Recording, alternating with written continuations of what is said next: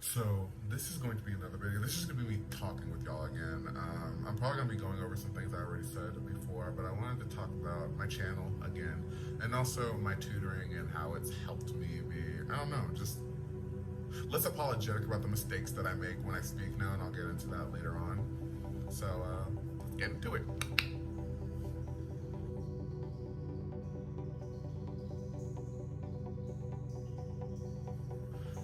Y'all are seriously going to have to forgive me. I am like a nervous wreck when I get in front of the camera, y'all. Like, I'm not even like no cat. I get so nervous in front of the camera. I just go like, but I have my talking points right over there. Like, it's really weird. If I try to do like something scripted, it just does not go well. Like the video I did about my linguistic progress was not scripted, and I'm pretty sure people could tell by the way I was rambling, the way I was trying to find my words. But honestly, even when I speak nowadays, it's not that I make mistakes, I'll go into that later on. So again, my channel is going to be focusing on the communicative aspects of like grammar, meaning that yes, I am going to be teaching people about grammar, like I want to say it in like its totality, but at the same time not from an academic point of view.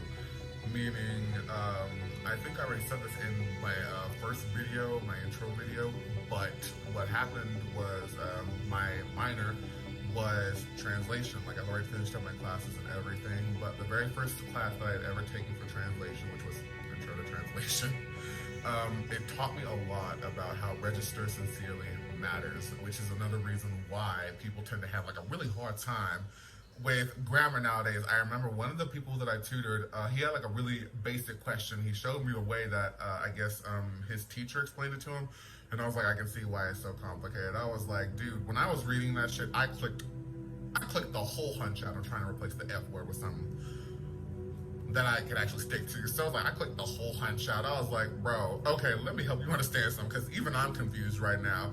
And I'm like, you know what? Like, boy, take this crisp ass dollar, go to the bank, go up to the teller, tell him to break this shit down and make it make sense. Because I was sitting there like, this is the reason why people hate grammar.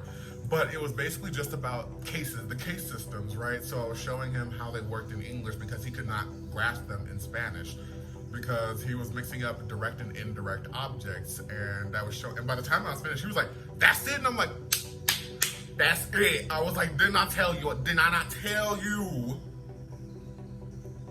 Like, tutoring to me is just, it's a very humbling experience because it shows me how far I've come in terms of understanding grammar.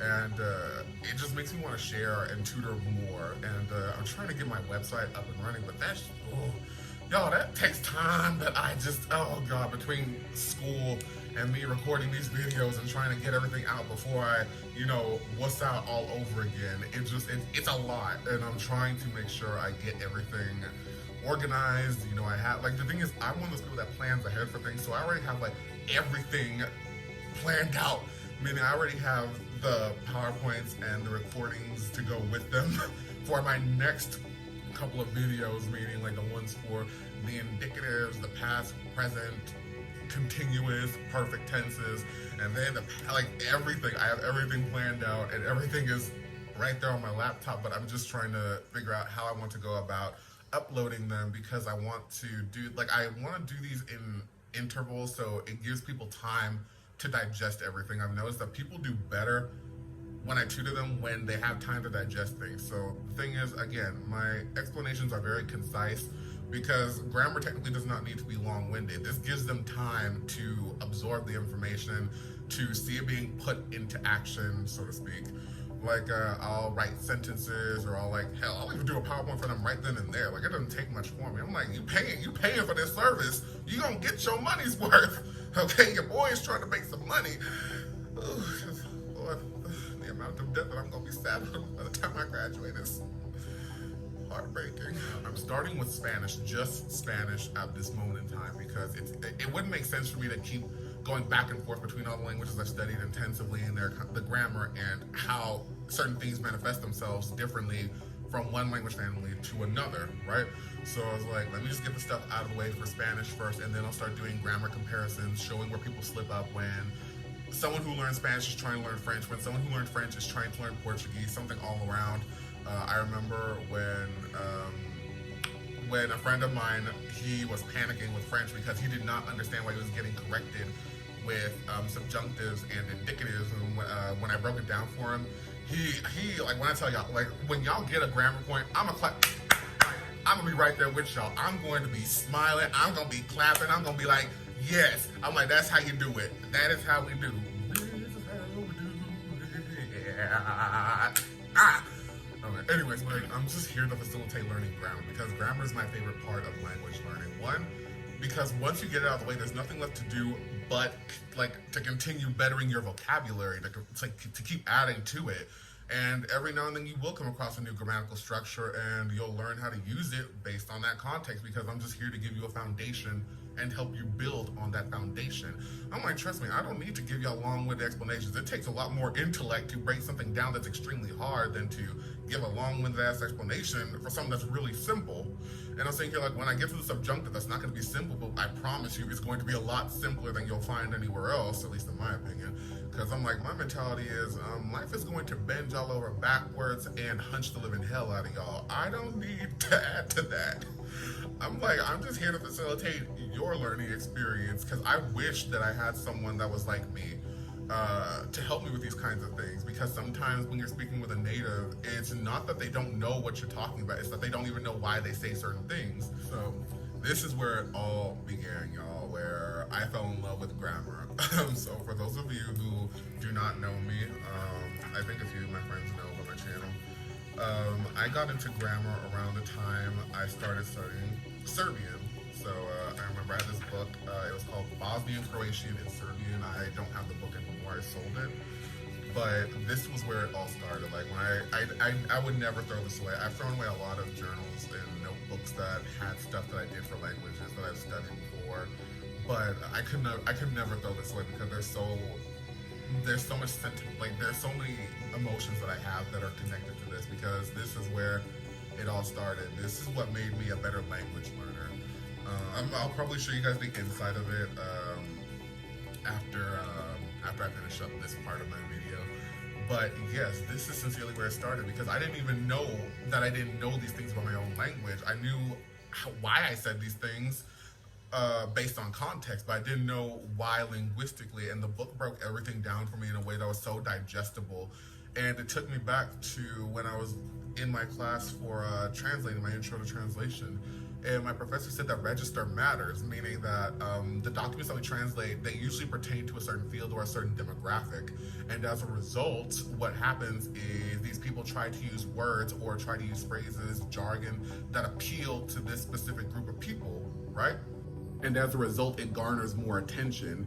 So I realized that when I had something that was digestible for me to use, it made everything so much simpler. And I can't tell you guys how many languages I left behind because I genuinely just did not have anything digestible for myself. So I remember I left so many languages behind. I left Finnish behind. I left Estonian behind. I left German. I studied 19 languages, y'all. It's hard for me to come up with these at the top of my head, from the top of my head, y'all. I'm so sorry. But yes, I left behind so many languages. Even standard Arabic at one point posed a lot of problems for me. And Egyptian Arabic, I got everything through like context, but even then, natives could not explain to me certain like aspects of the language or the dialect, because you know Arabic is in a state of diglossia, and I'm not gonna get into that. That's like a whole other thing.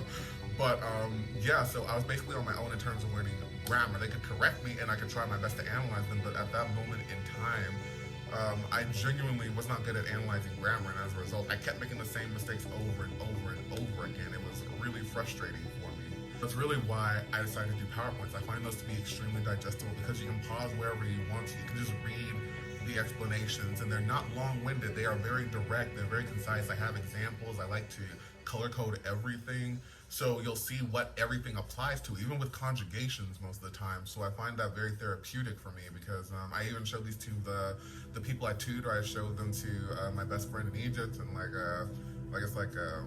have like two people that are like my favorite people in Egypt, Ahmed and Abdurrahman, and they're like this, my friend Kevin. I consider him like my brother. He's like from Mexico. But I showed these things to them, and they like loved them. They really told me that they loved them because they were not long. Like again, I hate saying long-winded. I think just unnecessarily complicated. is the term, meaning that in my classes in school, I absolutely abhorred my classes in school because everything was just it was very indirect, so I didn't know what information to latch onto. So I just forgot everything. I held on to things that they said that we needed to focus on in order to pass the class, and that was it. So when it came to me learning languages, once I found a method that worked for me, I started going back to languages that I left behind, and I started burning through them. Like when I tell y'all, in my other video where I was talking about Portuguese, I started studying it on the 29th of January, and I finished up on my mother's birthday on February 8th. Like y'all, that was a scary short amount of time because again, it was stuff that I'd already seen. There was nothing to do but learn the intricacies and the differences between Spanish grammar and Portuguese grammar, which I did a deep dive into. And honestly, my mistakes are more so based on my verb preferences, based on the fact that I speak Portuguese like I speak Spanish. I need to learn to differentiate those two. It's very ironic because I thought that Portuguese was going to I thought that Portuguese was going to affect my Spanish, but it's actually the reverse. My Spanish affects my Portuguese. So now that I've gotten into how I got into grammar, I'm probably going to go over that in depth in another video. If y'all want to hear about that, let me know in the comments. If y'all leave comments, feel free to like and subscribe. By the way, what was I going to say, dude? I lost my whole train of thought doing that. I am so sorry. So I want to go over how my study method changed after Serbian, right? So after that, again, I went back to languages that I had studied prior, and I started analyzing them like in a way that was so interesting. Like I didn't understand how my brain just like it clicked, y'all. It clicked. Your boy, like, dude, like no cap. I was like, y'all, that like this is so simple. You know, I went back to Standard Arabic. It became so much more simplified, but I didn't really study it. I just kind of like paged through it and just looked at everything. And I was like, now I understand why the accuser case looks like that. Now I understand why the gender case looks like that. Now I know why, you know, all these things are occurring. And then I went back to other languages like Estonian and Finnish, but that's a whole other story. Like I'll have to get into that in another video too. But yes, I was so happy. What Serbian taught me was I did not know my own language. I did not know how to analyze it. So if I didn't know how to analyze my own language, how was I going to sit there and analyze another language? How was I going to refine and tweak the things that were similar but very different at the same time? It was a very eye-opening experience.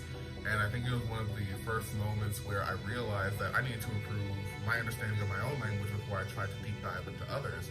And it made everything else so much simpler for me. It helped me ground myself. It helped me burn through grammar like it was nothing. And as a result, I had nothing left to do but, you know, learn more vocabulary to put everything I was learning to use. And I want to do that with my, like, can I even call them students? Again, I'm a tutor. I'm not a teacher. I don't know what to call them. Just people I tutor. But, yeah, so people ask me. I remember one of the people that I tutor, we finished up like maybe 40 minutes early because, he paid for an hour, so he got an hour. So the thing was, it only took me like 5 to 10 minutes to explain the grammatical points he was asking me about. And by the time we were done, he was practicing using them. He was good with them. He was solid. He was doing them in English and then he did them in Spanish. And I was like, así se hace. I was like, que no te dije que tú eres matatán. I was like, que manda. Oh my God, like that was my thing. But, so then I remembered, he was like, hey, let's do some scenarios, but I don't know what I want to go over. So I was like, okay, let's, so I whipped out, like, people really cannot believe how many vocabulary books I have. Let's see, which ones are these? So this one is Spanish, French. This was, and these tags on the end, they are where I started new material, meaning I have like a ton of vocabulary books. I have a ton of books that I read and I add to these. And for example, this is, I don't know, I'll just read these to you guys. If y'all ever want to see these, I'll do a video on those too. So that was for Spanish. This was for French. This was for my dictionary, vocabulary dictionary. And then this one is Egyptian Arabic. This one is for my French readers. I was burning through those too. French vocabulary from novels. And then I had some other ones for Mandarin as well. And I feel like I'm missing one. You know what? It's whatever though. So let's get to how I tutor. Long story short, they come to me with grammatical points that they want to tackle, right? But the thing is, I don't just do that. So the thing is, it doesn't take a whole hour for me to do that. Like if they wanted me to draw it out, I could.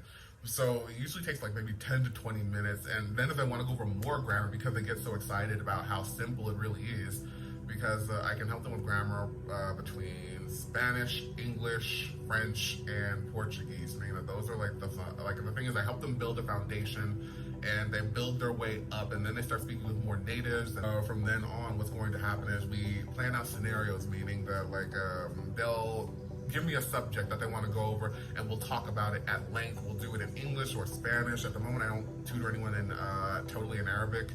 And even then, I tell them Arabic is in a state of diglossia, meaning that I speak Egyptian Arabic, meaning that what can I say?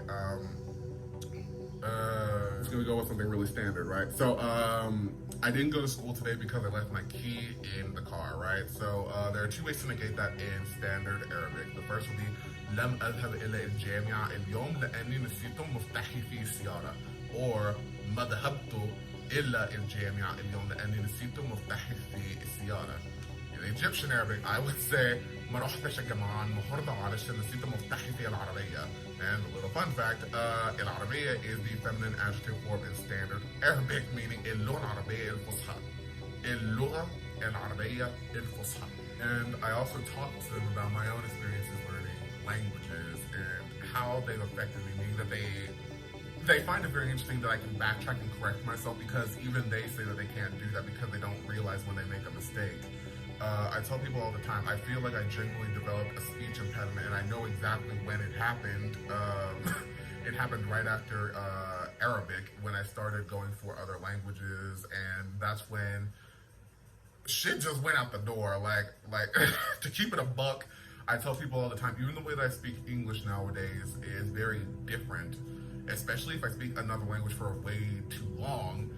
So I tell people all the time, I do think I have a speech impediment, but the thing that they find interesting is I'll backtrack because I know exactly when I make a mistake and I correct it, and they find that to be more advanced than anything else because they've always tried to do this thing where they speak too fast, and as a result, people can't catch their mistakes. And I'm like, why would you want that to happen? Like, how are you going to improve if you want people to overlook your mistakes? I mean, I get that some people want to just learn things for communicative purposes, for communicative purposes, but at the same time, they also want to learn to speak properly. They just don't want to be corrected because it is very discouraging to them. I personally thrive on corrections. I love when people correct me, at least in terms of when I use a word incorrectly or grammatical structure incorrectly, because again, once I already have my foundation, so it's only a matter of figuring out the irregularities as well as putting things into use and understanding the context in which they are used. Meaning, I know a ton of words in Spanish, I know a ton of words in Arabic, I know Egyptian Arabic, I know a ton of words in Portuguese, but my French, I do know words, but I don't speak French a lot, so I don't really have an opportunity to use those. And then we touch on formalities. So they don't have to use stay with me. Like, I'll be like, ya no puedes tutear. They don't even realize what tutear means. It means that you can be informal with someone. Meaning, with the money you're gonna be paying me for these lessons, boy, you better get informal. And the thing is, if they want to speak formally, meaning like just like in a, I want to say standard way, I want to say, I don't have a problem with that. Meaning, if they want me to correct them in a standard way, I will do that. If they want to know slang, I will tell them. I'll genuinely tell them. It's very interesting because they always come to. The interesting thing is that they want to know if they should speak formally or informally, and I'm like, it is highly subjective because it has to do with. It depends on who you're trying to talk to. Let's be real. Like, if y'all want to like skip the BS, it depends on who you talk to. For example, I learned to speak formally, first off, because it's easier for me to lower my register than it is for me to elevate it, logically speaking, in my case. So I tell people this all the time. This only applies to me. I'm gonna get on study methods next because that's a whole other topic, y'all. Like, oh my God. But I always tell people that I always learn to speak formally because once you learn to speak formally, it's a matter of learning how people speak informally. That is a lot easier to grasp than formality, meaning that people don't understand why when they learn to speak informally, it's harder for them to communicate in a formal setting. So for me, I know that I would prefer to be able to use these in a formal setting, meaning I know like I know how to be proper in Arabic. I know how to change my tone. I know how to refrain from saying certain things when I'm trying to be cordial, when I'm trying to be formal. I do the same thing in Spanish, but then when I'm around people I know, I'm like, papi, hello, hey, dime lo que están, lo que tú haces, coño. Like those kinds of things. But then like another scenario, like when I'm talking to my friends' parents, it's always easier to lower the register or to go from formal to informal than it is to go from formal to informal to formal, in my opinion.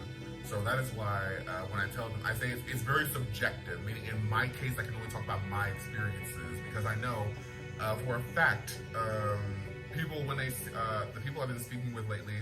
Well, I'm saying lately. I've only been speaking with people from Brazil for like maybe 2 days, I think. And they tell me that I speak very informally and that I write very informally because that is exactly what I do before I'm able to break into speaking informally. So it takes time. I'm not even gonna lie.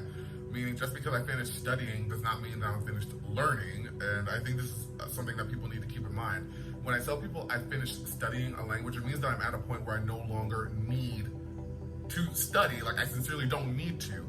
It's all about continuing to learn and refine everything that I have learned or studied. Oh my god, like I am just babbling right now. I am so sorry. Ooh, sorry y'all. I had to go deal with it's not like I had to deal with anything. I had a package delivered and the delivery man like knocked like he was the police. I'm just like, but he's one of my favorite delivery men. But no, so this is the final thing I want to go over are study methods and the best method. The best method. Oh my god. But a good chunk of the people that I tutor tend to send me very interesting videos of people trying to rate study methods, trying to tell people the best method to learn a language is. And I tell them like, no cap, I don't give a shit. Like no cap, like I'm trying to refrain from saying the F word, so I'm gonna replace it with hunch. I give 0 hunches. Like let me help y'all understand something.